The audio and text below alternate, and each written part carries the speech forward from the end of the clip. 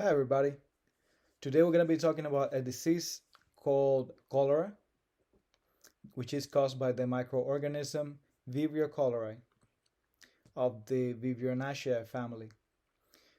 This bacteria is gram negative, is non spore forming, curved rod, and it has a tubular shape that it is very motile, which means that it's very mobile. Vibrio cholerae is classified taking into consideration the somatic antigens or the O antigens that can be either serovars or serogroups. There's 155 serogroups that has been discovered so far, and of these two serogroups, only the O1 and the O139 can cause the cholera epidemics, and all the other strains are not involved in the epidemics because they do not produce the cholera toxin, which is this toxin is what causes humans to have the massive diarrhea that is associated with one of the main symptoms of experiencing cholera.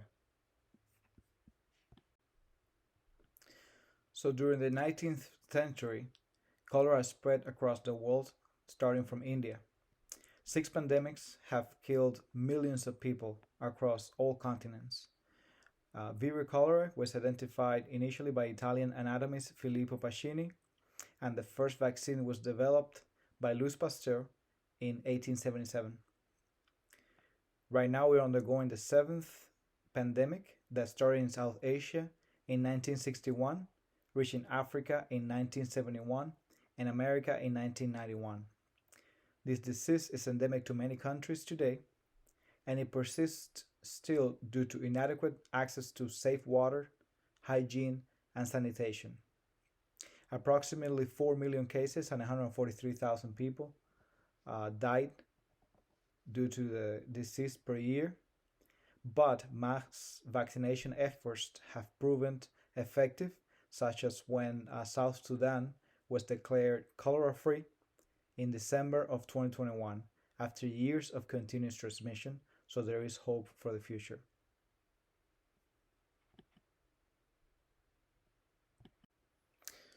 So, where can I usually find cholera? Is something that you might be wondering. And it's good to know that this disease lives usually around water or food that has been contaminated by someone else that had cholera in the past. It can also live in brackish or salt water around the world. Actually, most of the life cycle of the disease is spent in the water around the world. It is commonly found in waters that had poor sanitation, waters that are stagnant.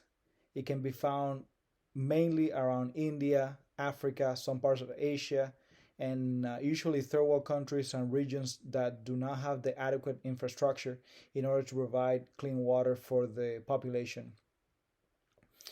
Factors that exacerbate the presence of the disease include famine, overcrowding, war and displacement, scarcity of water resources, and also natural disasters. These are all risks that are part of the propagation of the disease.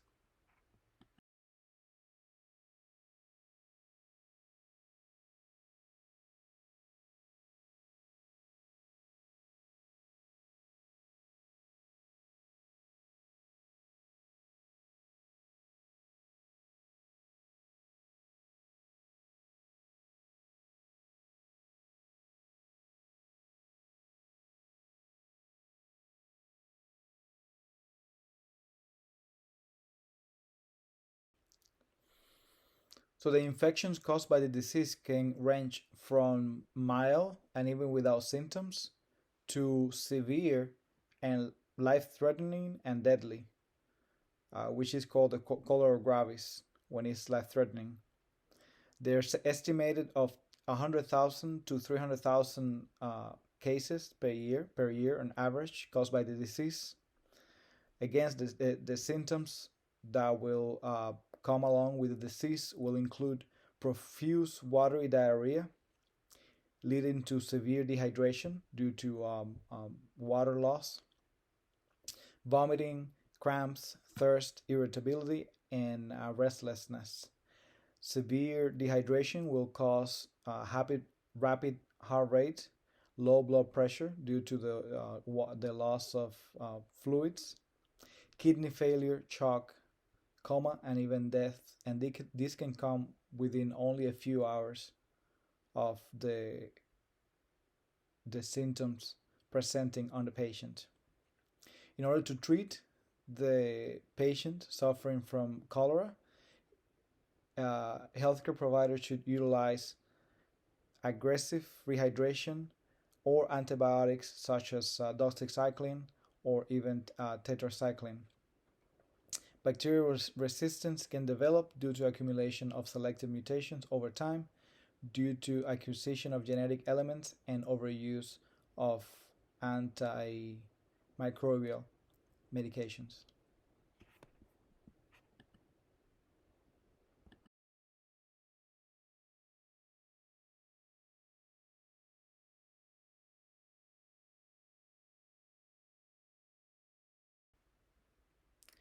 So, on a global scale, the Global Task Force on Cholera Control plans to reduce death associated to the disease by a number of 90% by the year 2030, and to have as many as 20 more countries, so 20 new countries that could be cholera free by the same date, by the same year.